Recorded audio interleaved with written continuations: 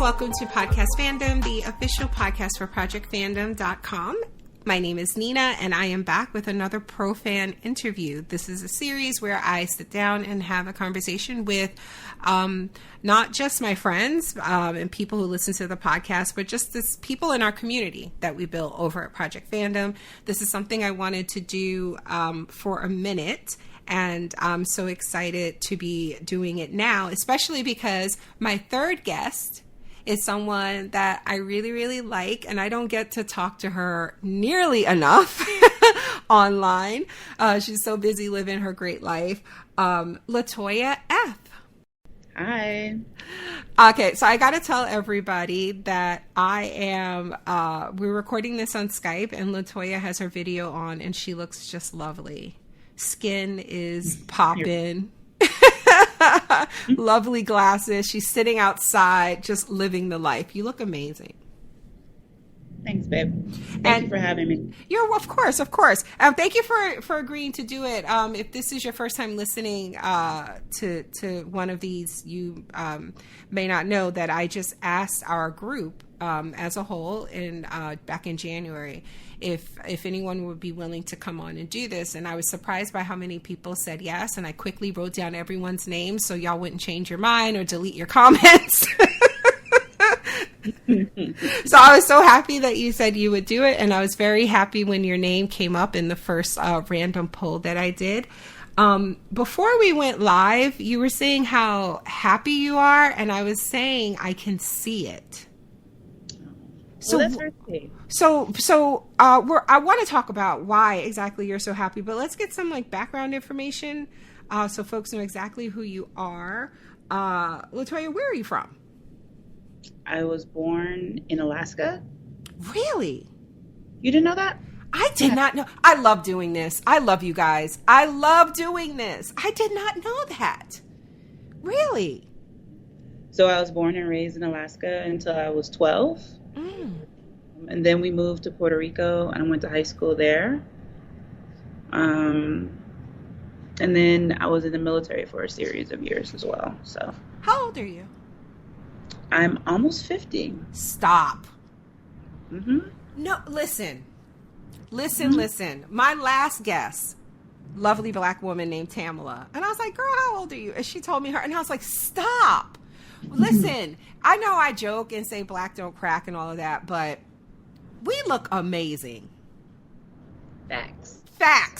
It's just facts. Just thriving. You do not look anywhere near. My dog is breathing in the mic. Sorry. You don't look anywhere near almost 50. Yeah.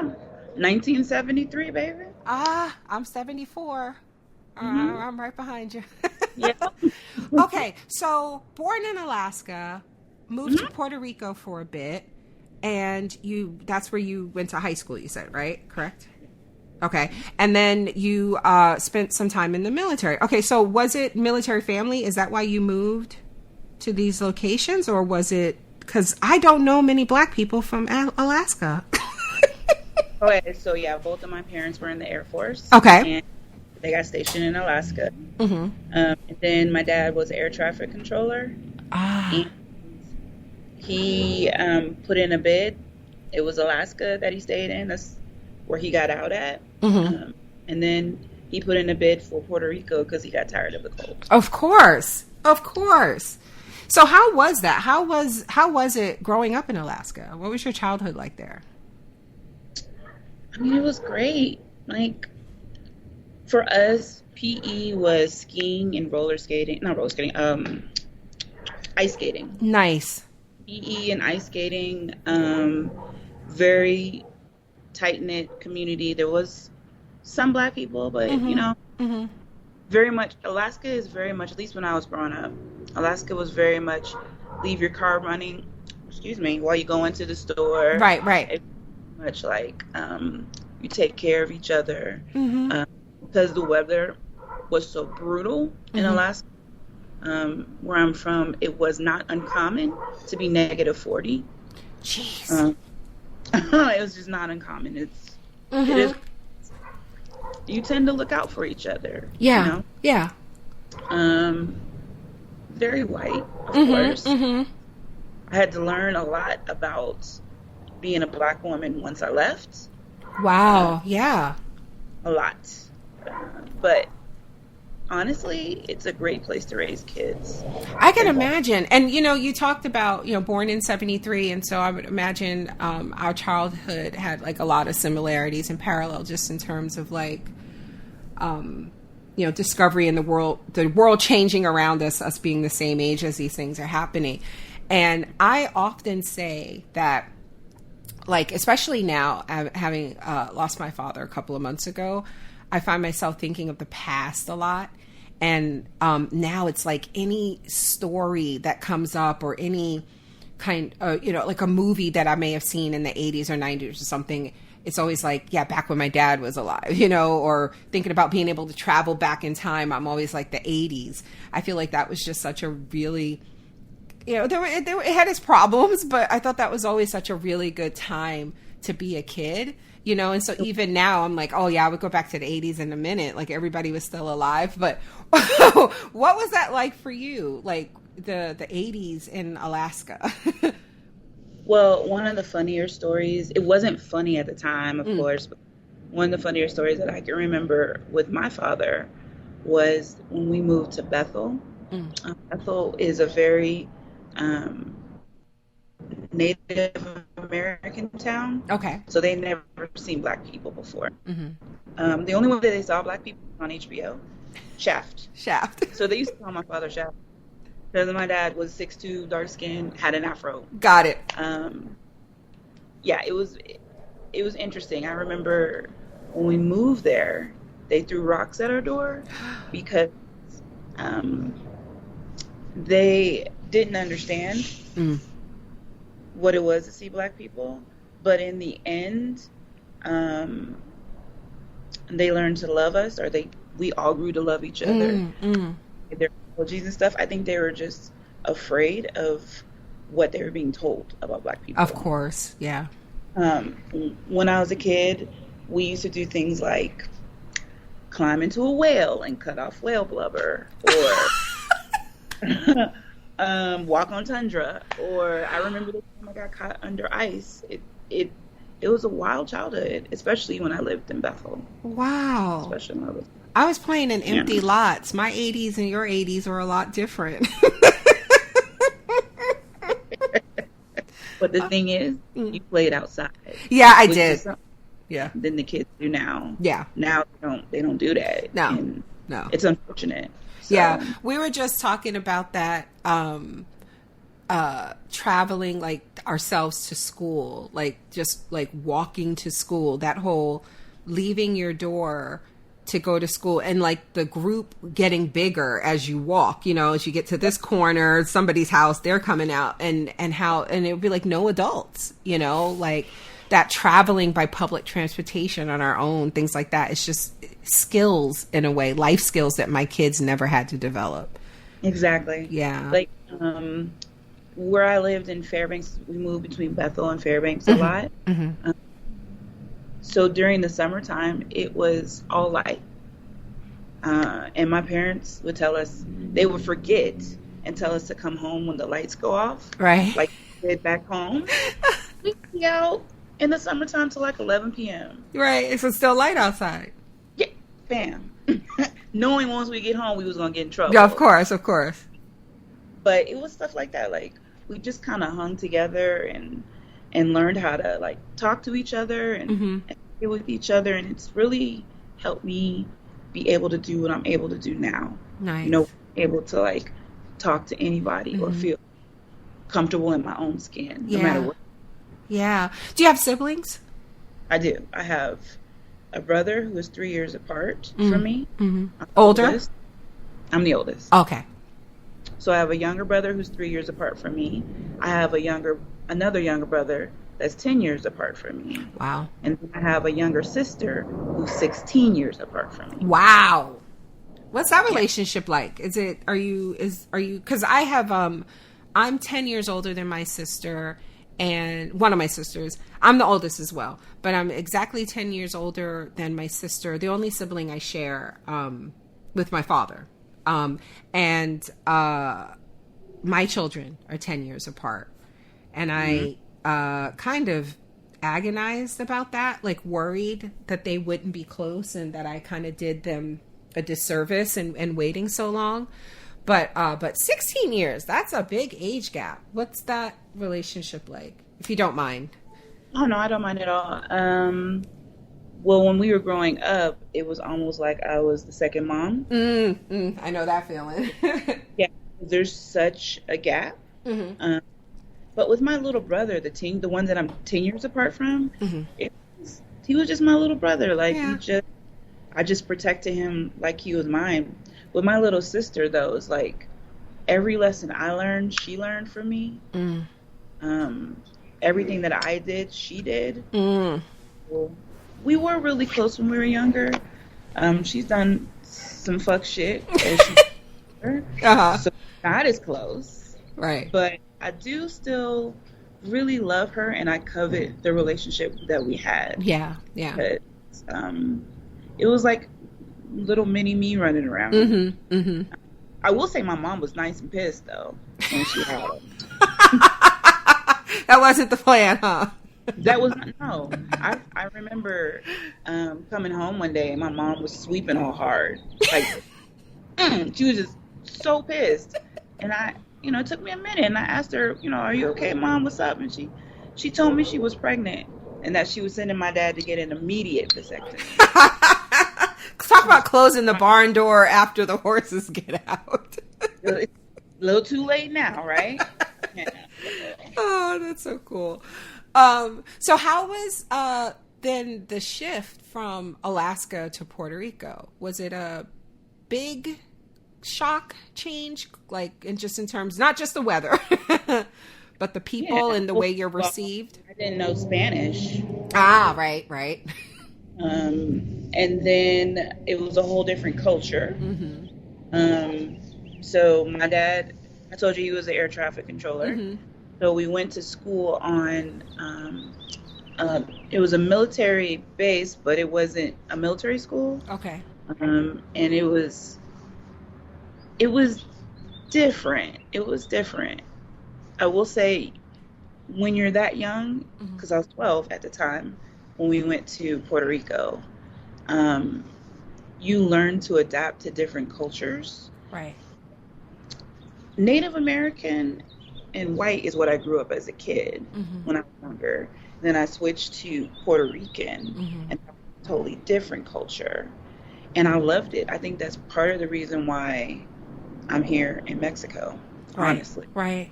Because I loved how my culture and their culture kind of melded. Right. I was going to ask how they work together, complement each other, how you're able to live your culture within another culture. Like, one has to be, you would imagine sometimes that's easier in other cultures than others. But the shift between Alaska and Puerto Rico, I wondered about that. Obviously, again, not just the weather, but the way people took to Black people. Was it a warmer reception, do you think? Like, you lived around predominantly white areas, Native American, Puerto Rican. Was one easier to navigate than the other? Was there one giving you a warmer welcome than the other? Ooh. I think it's different. I think racism hits different in different cultures. Yes. I think so for Puerto Rico, you already know how it work with whites, and I've already explained to you how with Native Americans. But for Puerto Ricans, at least the ones that I grew up with, again, I was a novelty. Because if you look at me, I'm darker skinned. I'm not, so I don't melt. Right. And I will say the culture is harder on their darker skinned Puerto Ricans than they are their whiter skinned Puerto Ricans. They are. But again, I think it's an initial with brown people. the schism is there, right? But I feel it's an initial schism. I think it's a fear. I think it's right. They don't know what to expect. Say wild shit. But then when you get to know them, when they get to know you, it becomes a bit easier. I hope I'm explaining that right. No. I think it's so one of the a group that I'm in on Facebook. I've talked about this before. I'm not sure if I've ever talked about it on a podcast, but there's a group that I'm in of Black people living in Korea, and I joined it when before the pandemic, when I was seriously considered going like long term, and just to get experience, stories, learn, not just like, okay, what do I need, but what can I expect, right? And one conversation I'll never forget, someone asked, like, I'm sorry, you might hear my garage in the background. I'm Black and I'm moving there in a couple of months and I have questions about the racism. So it was this thread of people just giving their experiences. And one thing that stuck with me, especially from the Black men, was that, of course, like no one said, oh, there's no racism, because there is. But what they said was, most of them coming from America, Canada, particularly the ones from America, that the racism, it felt rooted in, I guess what it all is like ignorance versus hate. And so it's still racism, right? You're still othered. You may be treated differently. There's a caution when they approach you, whatever, but you don't feel, it's not a violent racism. And they feel like when they were, and of course not in all situations, but like the general feeling of just living and breathing in a space, they were like, I don't worry about when I have to talk to a police officer in Korea, I don't worry that this might end with a gun drawn. Any interaction in America, you got to worry that, yes. That type of thing. So it just always struck me that what that must feel like as a Black person moving in different spaces, as you have, right? Because being Black never changes, right? Like you're going to be Black wherever you go, but right. How you are received as a Black person does change, even amongst other, like you said, brown people. Yes. And some transitions are easier than others because of that. Yeah. Yeah. Yes. I never worried about that in Puerto Rico. It was never a worry that I would get killed or for my skin. Right. Because you're Black. Right. Right. It was just because people didn't understand or didn't know how to approach me or deal with me. Yeah. So what do you do, if you don't mind sharing? No, I don't mind sharing. Okay.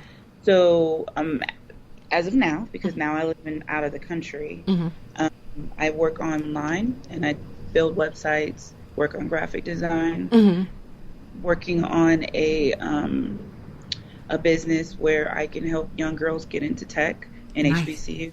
Nice. And then I'm also, because I used to have a baking business in the States, I'm also creating a bake and sip concept on my roof. I have a rooftop out here in Mexico. I see. And, oh, wait, no, you don't really see it. Hold on. Oh, okay. Oh, I'm getting a view, y'all. See? Oh, I see. Oh, I'd be out there all the time. She has hanging plants, y'all. It's patio down. Yeah. So I'm creating a bake and sip concept where people can come and just like paint and sip, where you make your own painting. This you're making your own individual dessert. Oh, nice. Drink. So I've got a lot of things cooking. So now I know what I'm doing when I go to Mexico. Now I have a real reason to go to Mexico. Hang out. I'm here. Come and hang out. So what prompted the decision to move? Because, we're going to get into that. But one thing we do in this series is I ask people how we met. And then I go first. Like I say how I think I know you.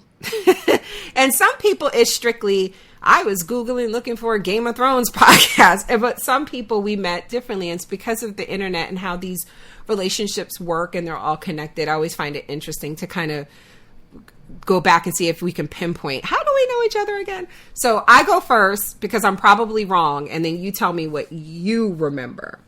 But Okay. Okay, so I'm going to be honest. I don't remember our first interaction. Like, I don't remember like how I came to know you, but I know that you wrote for Project Fandom for a while. I know that you podcast with movie trailer reviews, and the whole like Black podcasting community is so incestuous because we all kind of know each other, and it's like we've all been guests on other podcasts or whatever. I know I'd been a guest on that podcast before, and so I feel like I just know you because of that. Now, whether or not you wrote for Project Fandom first, or we were friendly online because of movie trailer reviews, or you listened to, I don't remember the details, but I just know there was that. And I know that, so this is something I've never actually admitted or said out loud, but I know that, I knew that you were somebody good, I guess, because I know you met up with John once. Oh yeah. Yes, and I trust John's like character with folks when we meet people from online or whatever, and he really enjoyed that time, and I was like, that's good to know. I just always had in the back of my head, okay, this is a good person. Yeah, and I reached out to you randomly, and you were like, I think just like, hey, how you doing? Because I had it like, you know, and that happens, right? Doesn't that happen to all of us online where it's like, you realize I haven't talked to this person in a minute. Like I haven't seen any statuses or whatever. And when that happens to me, I try to reach out because you don't want to, you don't want something to happen in that time and just be like, oh, I should have reached out. I should have said hi. But I think I reached out to you and you were randomly like, girl, I live in Mexico now. Oh, because I was moving back here to Georgia. Oh, yeah. Yeah, and I didn't know if you would be here. I think that was it. I wasn't sure, and I was trying to remember, like, all the people John had met up, because he lives here in Georgia. So anyway, yeah, and you were like, girl, I live in Mexico. And I was like, oh. So how did we meet? How do you tell it? I don't remember. I do know that we met, like, online, like, in the group, just talking, and I wrote for you first. Okay. First before I went to movie trailer review. Okay. And started working over there. Okay. Yeah, I did not succeed at that, but I appreciate the time that I work with you. I really do. The thing that I remember the most about that is the guy got mad at me for my article, and I just went, okay, well, maybe I'm not built. I'm trying to now, you know what? You said that and I was like, that sounds familiar, but I don't remember the details. But he was probably fucking wrong. So yeah, the thing that I did a review, he was an asshole. I don't regret a thing. I said what I said. Yeah, and I'm sure you were right and he can fuck off. So what prompted this I'm sorry, you look like you were about to say something. Did I interrupt you? No, and then I did movie trailer reviews. Then I got divorced. The thing about me is I'm super... I did not know this. If my camera was on, you would see my jaw. Like, wait, I did not.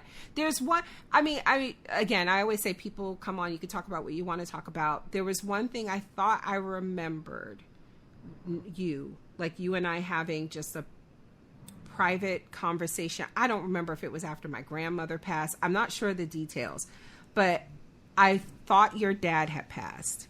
He did. And fairly recently? He passed in 2012. Okay. Back in 2012. The reason why you remember that is because we all made a video for you or made a recording for you. Yes. I was the one crying. Yes. Because my dad died and I still couldn't. Yes.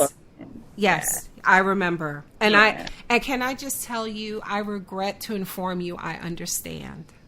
My love, I was going to tell you this when we got off the mic. But I will say this, when I saw, because I'm not online very much now. Right. And I'll tell you why in a bit. When I saw what was going on with you, I actually reached out to you.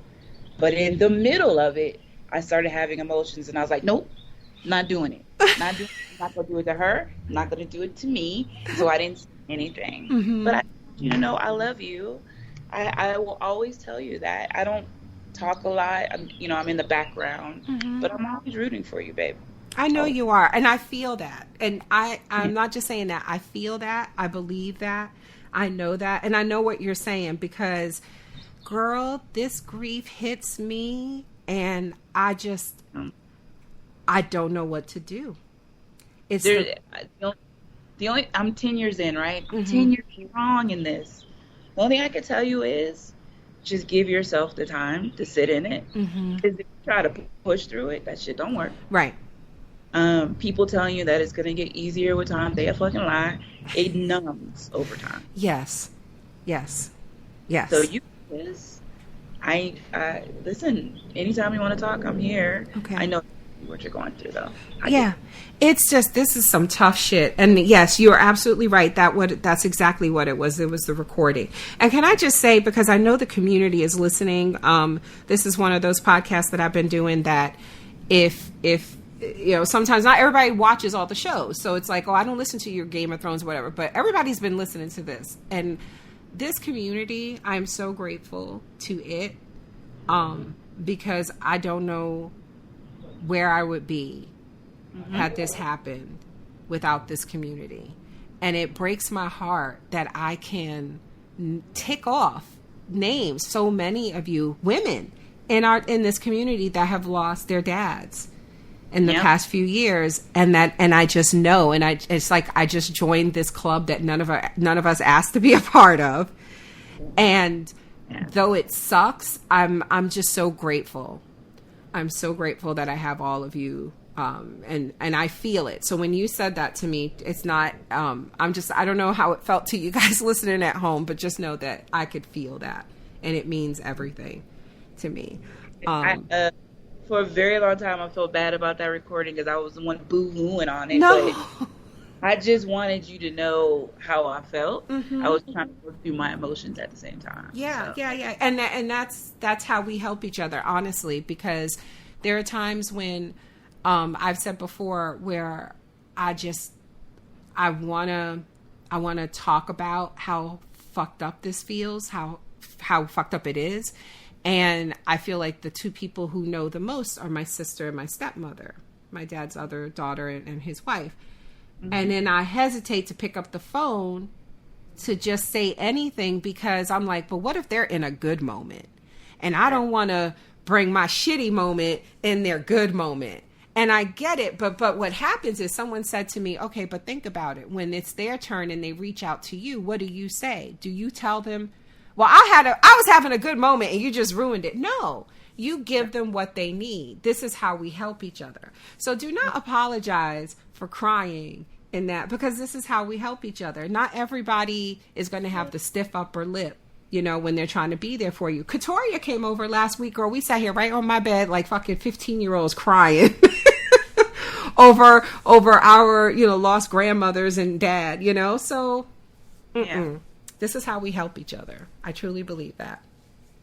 I appreciate that. So don't so feel you bad. were asking me about Mexico. Yeah, but wait, before you tell me about what prompted the move, you were gonna mention, unless it's connected, why you're not online much anymore.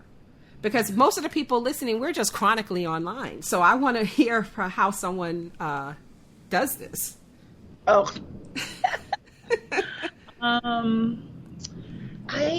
It started probably during the pandemic. I just wanted to take time for myself. I felt like being online wasn't as good for me as I thought it was. The news, you get news all the time when you're online. You can't avoid it. The videos that people randomly have on their pages where it shows violence against someone like me or my brothers. Yeah. It wasn't as positive, and it was affecting me, and I knew that. I really unplugged when I came to Mexico because I just felt like that when I got here, it was a year ago, almost to the day, a year ago. So they were having the January 6th hearings. Yeah. And they're talking about Trump and, you know, Ketanji Brown was trying to get into the Supreme Court. It was just one battle after another battle. And I found myself just depressed hearing about the world. And I think I was I was out to eat with somebody, or we were talking, and my friend was like, girl, why the fuck? I'm sorry, if it's okay if I curse. Of course, girl. Why the fuck are you listening to the news in the States? And I mean, I was plugged in. Yeah. Facebook, Twitter. I don't talk on Twitter, but I read Twitter all the time. Right. She's like, why the fuck are you doing that? And you're in Mexico. Don't nobody give a shit about any of that out here. And you can't do anything to change it. You know, I'm going to still vote. Right. Support my people. But it was really doing a number on me.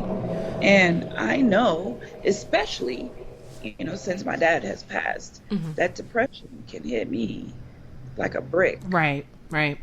So I have to take better care of myself. And unplugging from the internet was one way. So listen, a couple of things. I'm so glad you said that, because there's a few things. I went private on Twitter before my dad passed. And I did it because I had just a ridiculously unpleasant encounter with another non-Black person of color. And that was the start. And then I started applying for jobs, and I was like, girl, let me just keep this account locked down. But you know why I've kept it locked down? Because I will see some fuck shit, and I'll go to respond, and it'll say, this person cannot see your protected reply. And it's like, you're wasting your time, in other words. And it hits me. It's like, yes, if I'm not willing to take the privacy off to have this conversation, then I don't need to be having this conversation. This is telling me that I'm about to engage with something or someone that's not going to do me any good. And I enjoy Twitter so much more now. I still have to stop reading the stuff because, like your friend said, you know, and like you said, it's a battle over here, a battle over here. It's always something. But absolutely. And I take my hat off to anyone who can do it and has done it, because I've never known not one person who has done it that said it was a bad thing, that didn't feel better about limiting how much time they spend on social media or changing the way they interact on social media. I've not met one person who said it was a bad thing. It's been beautiful, honestly. I haven't posted a status, I feel like, in almost a year. And I might go on Facebook. I might read something in a couple of groups. I go into Podcast Fandom. You know, I'll go into one of my Black women groups that I'm in, and I'll talk here. But even with that, like, listen, even if I wanted to just listen to, like, entertainment news, gotta hear this shit about Jonathan Majors. Yes. Like, yeah, dog, like, yes. Seriously? Yes. You know what I mean? Yeah. So every time that I think, I'm like, well, maybe I could get on the internet a little bit more. Maybe I should scroll a little bit. Maybe I should check on people. You know, maybe I should see what they're saying. And then I get on there and I'm like, oh, it's still the seven bottoms of hell. Yes, it's nothing. Yeah, nothing changes. It's just, and I would say it's just we're, you know, fighting and yelling about the same shit, but, you know, or different shit. No, it's just basically, it just always loops around to the same shit. It's always some actor got caught putting his dick somewhere it wasn't wanted. It's always some white Republican being a hypocrite, doing something terrible. It just, the names just changed. That's all. Okay, so what prompted the move? Why Mexico? Like, what was that? Okay, so back to the pandemic. I was going through therapy and I was talking to my therapist, and I told her that I wasn't feeling Atlanta. Like, Atlanta has been cool. Atlanta was cool. I was there for 10 years, but it wasn't giving me what it was supposed to give, right? Like, there's no reason for me to stay here when I think about it, right? And so she was like, then let's go. What are we doing? And I thought about it, and I thought about living in the country really hated the country at the time. Mm-hmm. There was nothing like about the U.S. So, and then I thought, I've been everywhere. You know, I lived in Nebraska, I've lived in Virginia, I've lived in California, you know, I've lived in Atlanta, I lived in Florida. All right, so let's move out of the States. Right. And so I considered a few places like Costa Rica, England, Colombia, Mexico. Mm. When I thought about the list of things that were important to me, like getting back in time if I need to, if something happens with my mom. Right. Because I wasn't able to see my dad before he passed. Mm. Want to ever not be there for my mom. My mom is still in Alaska, by the way. So. Wow. Did not know that. For no reason. Thumbs down, boo, tomato. We hate it, Mom. And then I wanted to find a place. So that was important to me, was proximity. Mm-hmm. I wanted to be in a place where I could be near a hub. So when I travel, it doesn't cost me a shit ton of money. Right. Mexico City is a great place for that. I wanted to be in a place where my money goes long, and I can explain all that to y'all if you want. Mm-hmm. My money goes really long here. I wanted to be in a place where the culture is different as far as lifestyle. So it's not a lot of, and I think the U.S. is the biggest ones for this, but outside of the country, outside of the U.S., it ain't all this hustle and bustle that States. There in the States, we were working, 12, 15-hour days? Yeah. It's not unheard of. Here, you might get 6 to 12. You might get 6 to 12. For people that can afford it, they're working a regular day. And it's important to them to rest, to play, to dance, to live life. Yes. That was, I wanted to be, my voice is shaking. I wanted to be in a country where I can travel within the country. So Mexico has places like Puerto Vallarta and Guadalajara and Oaxaca, and then of course there's Cancun and Tulum and Playa. Right. These are all places I've either visited or want to visit fairly. I wanted a place that was beautiful, that gets great light, because I love plants. I see. Yeah, and so Mexico City, I'm sure there's more reasons, but Mexico City ticked off all of that. I love it. I love that for you. And I can tell it's giving you what Atlanta wasn't. I can just tell just looking at you. Yeah, like I'm worry free. When I lived in Atlanta, as much as Atlanta is a great place in the South to live, it's very expensive now. Yes, it is, honey. It wasn't that expensive when I got there. So, like, the place that I was living in, it was $1,200 a month, and I was paying for like a 2-bedroom, 2-bath, pretty standard in Atlanta. Yeah. When I left, it's $1,600. Jeez. Yeah. Yeah, that's why we literally left Oregon. Same thing. It was like the rent. They in a year they were like, "Yep, it's going from $1,400 to $1,900." For no reason. For no reason. I wasn't gonna. They weren't giving me any more apartment. Come on. It was just we just want more money. So yeah. So like in contrast, I live here. I have a 2-bedroom, 2-bath. I have a really long balcony, the length of my living room and bedroom, and I have this rooftop, and I pay $900 a month for it. Oh, yeah. In Atlanta, I was paying $130 a month for electricity. I pay $10. Yeah. Every 2 months, I pay $10. Ridiculous. See, you're gonna make me run away from home and all these responsibilities. And I don't know. It was a really good decision for me to move, but I'll say this: it was a leap. Of course, yeah. You had to be scared. A little, yeah. Because I got rid of everything. Yeah, you had to. 3 bags. Yeah. Well, some people like to put their stuff in storage. I didn't find any reason to do that. Mm-hmm. So, yeah, it was a leap, but I'm glad I did it. Can I ask, you mentioned a divorce, and I didn't know that you had a husband. I have a husband, too. I was married before as well. I got that term from Ceci. We were talking over the weekend. My husband. My husband. So I did not know that you were married. How fresh is this divorce? How long have you been divorced? Oh, shit. Let me think. Oh, yeah, 2017. That was a good year. That's when you got divorced? Hell yeah. How long were you married? 5 years. Yours lasted longer than mine. Well, my first one anyway.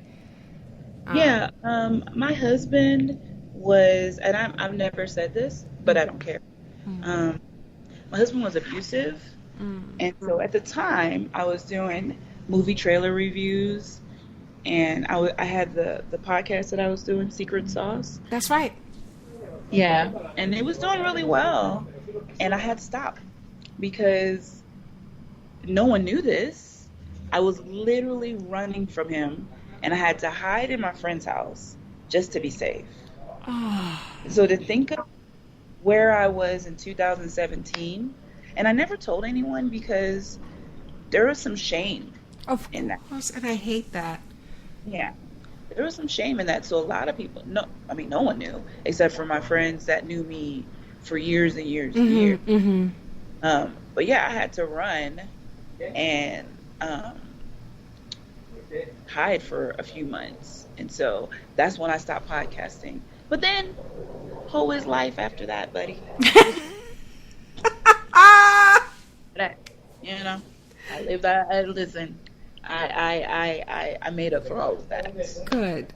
But, yeah, 2017 was the best of and stuff. I was about to say it was a good year because you got rid of that. I got rid of that. Yeah. That's good. I'm so happy that you're in a much better place and that you were able to get rid of that. Yeah. And it breaks my heart because I knew you then.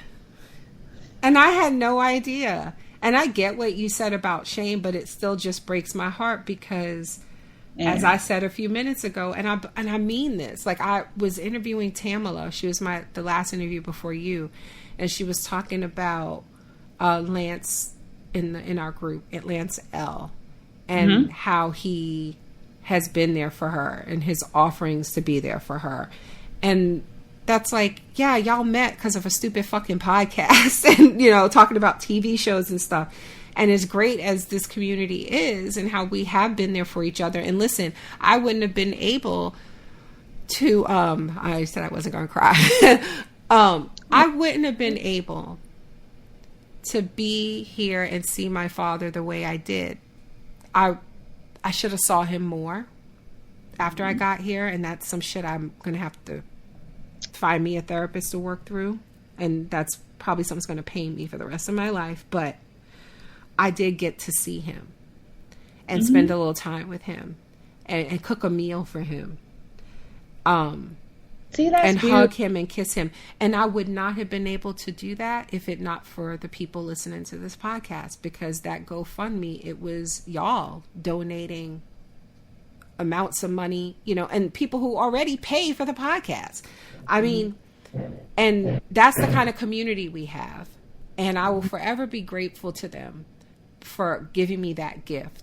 But at the same time, it just makes me sad that some of us can be going through some of the things that, you were going through and feel like we still don't have a place to,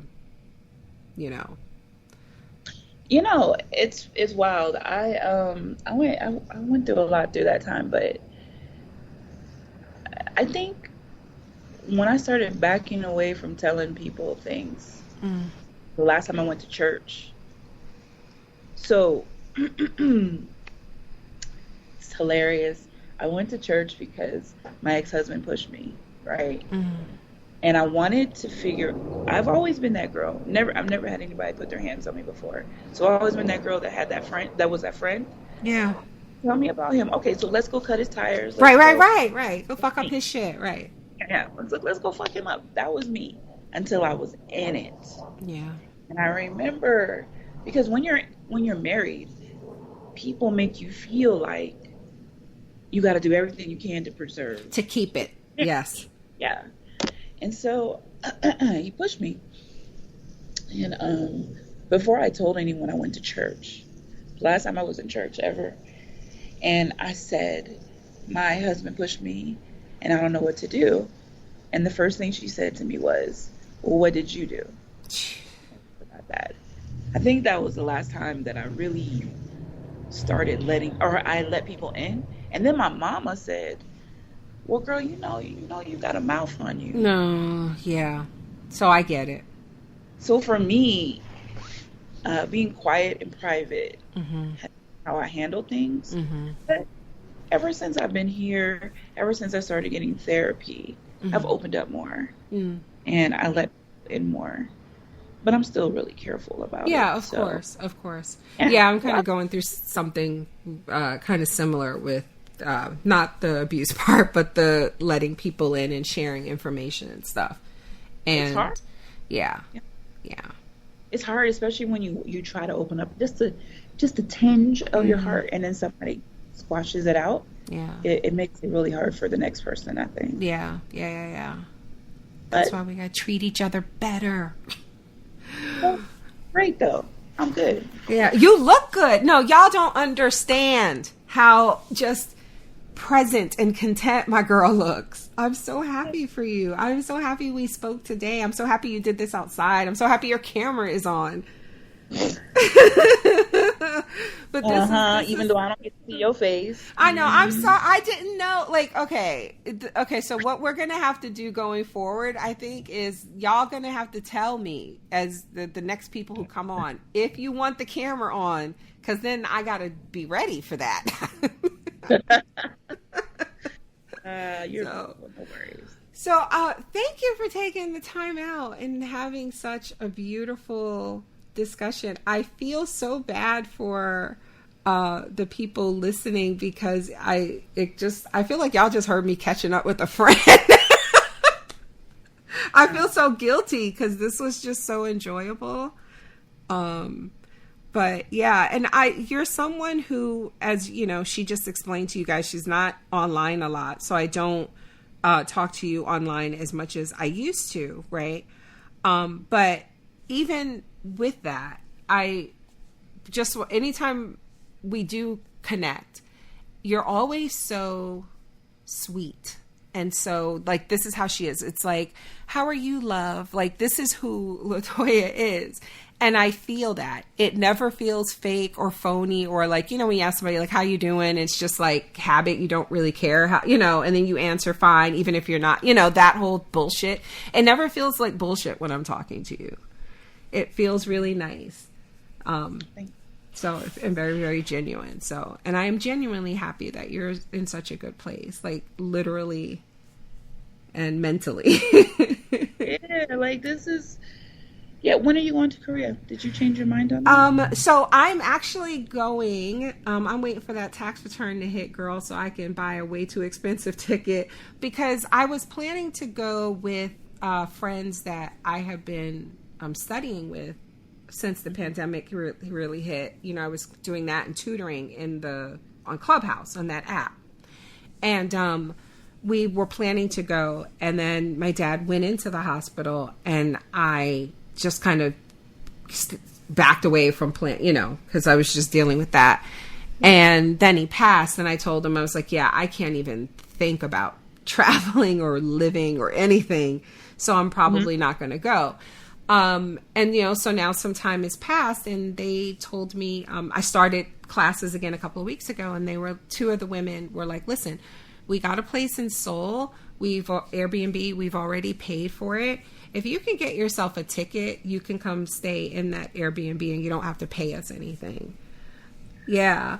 Listen, and Seoul's really nice. I told you I used to live in Korea too. No, I didn't know this. Latoya, are you serious? You're like the most interesting woman in the world. I don't know about that. But no, really, you are. But yeah, you should go. You should go. Yeah. So I'm just waiting for that tax return to hit that on my bank account, and I'm gonna go. And then so now I'm trying to, like, you got to see me. I'm like trying to figure out if I can, should I do just like a cheap one way to LAX and fly out of LAX, because anything like directly out of Atlanta is just, they're talking $3,000 for these tickets. Yes, I know. She literally clutched her chest, y'all. Ouch. Okay. Yeah. So yeah. So is she from LA? Yeah. So if I wanted to do just like a Delta or even a one-stop or a non-stop flight from out of Atlanta, it would be like $2,500, $2,500 to $2,800. But I could do like a less than $100 Spirit airline flight from here to LAX, and then fly out of LAX on like Hawaiian Air for about $1,400-1,500 round trip to Seoul. Yeah, I mean, I don't condone Spirit, but right, I feel everything else. Yes, trust me. I'm not a religious person, but I will be praying. And I'm gonna need all of y'all to pray for my black ass on that Spirit flight, because trust me, it's not what I want to do, y'all, but I'm poor. I feel you on that. You know what I'm saying? Because when else would I have this opportunity to go and stay? And I know you're not online, but I literally, like, my last status before I called you was screenshots of like the Airbnb and the location and stuff, and what's nearby. And listen, it's going to be a budget ass trip, because if I'm, scraping together coins to get the ticket there, I'm going to be eating lots of street food, lots of ramen. I'm going to be doing lots of visits to parks and museums and doing lots of free shit. Yakimandu, man, listen, I used to tear that food up out there. Yeah. I'll just say, do it. One of the best things I ever done for myself is take this leap and live outside the country. Mm-hmm. It'll be life-changing for you, my love.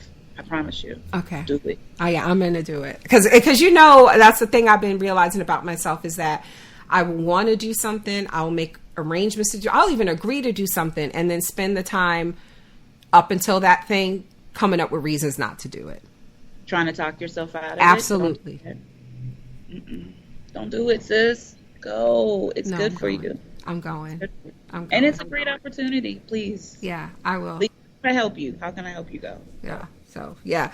I'm going to do it. I'm looking forward to it. And I'm looking forward to being on your level of just contentment, sis, because I feel it. And I'm so happy for you.